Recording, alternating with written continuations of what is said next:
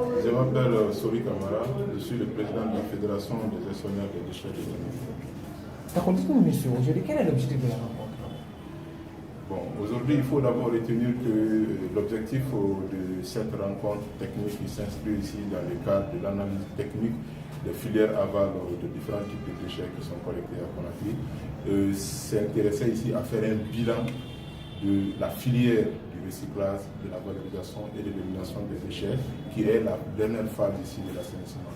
Donc pour nous, c'était de faire une évaluation, qu'est-ce qui est fait, qu'est-ce qui peut être fait, qu'est-ce qui reste à faire, afin de pouvoir travailler sur les plans d'action de la Fédération pour 2022.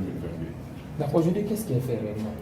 Bon, aujourd'hui, il faut d'abord se féliciter qu'il y a une organisation ici de la collecte des déchets valorisables.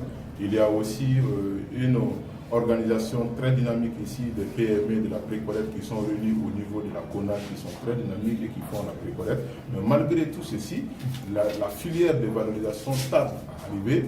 Le taux de recyclage au niveau national est toujours inférieur à 10%. Pendant qu'il y a beaucoup de types de déchets qui sont nuisibles à l'environnement, à la santé et à l'économie. C'est pourquoi nous nous retrouvons aujourd'hui pour pouvoir analyser cette problématique, les forces, les faiblesses et les opportunités que les jeunes qui sont dans la filière valorisation peuvent procurer. Parce que c'est regrettable de constater que ni le gouvernement, ni les institutions ne font des commandes ici auprès de nos membres ou des acteurs qui sont dans la valorisation, que ce soit le charbon vert, que ce soit le pavé écologique, que ce soit les autres types de déchets. Les commandes sont extrêmement rares, pour ne pas compter qu'une ou deux.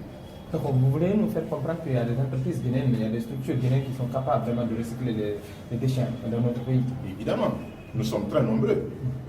Sur l'ensemble du territoire ici, nous estimons qu'il y a près de 8431 emplois directs créés dans le secteur d'assainissement, dont la quasi-totalité se trouve aussi au niveau de la précollecte, répartie au niveau de la CONAC, qui est aussi une autre structure d'assainissement au niveau de la précollecte. Mais dans le cadre de la valorisation, il faut retenir qu'il y a des PME qui font des charbons, il y a des PME qui font des pavés, des dallettes, il y a des PME ici qui font, n'est-ce pas, des biodigesteurs. Il y a tellement de filières ici qui sont créées, des sacs, des emballages biodégradables. Mais il faut retenir qu'ils ne sont pas aidés ni subventionnés.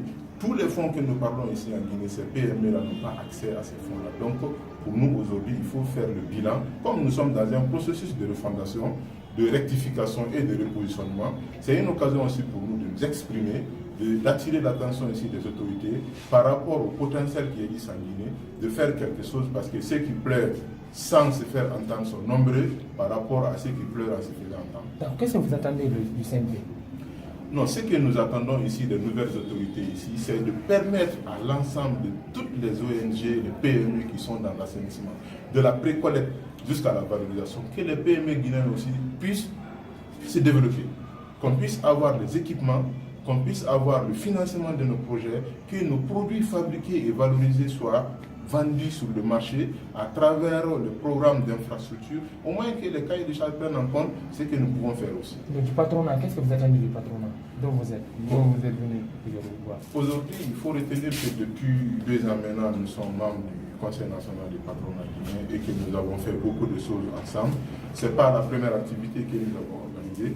Nous attendons de plaidoyer auprès des hauts lieux, notamment le président des institutions africaines et celles qui sont au niveau international, qui coopèrent avec la fédération, le patronat, notamment le Tintan et d'autres grandes institutions, mais aussi de mobiliser le capital économique du patronat pour financer les activités des PME qui sont dans la gestion des déchets. On est tellement nombreux, dispersés, que certains maintenant n'ont même plus d'espoir.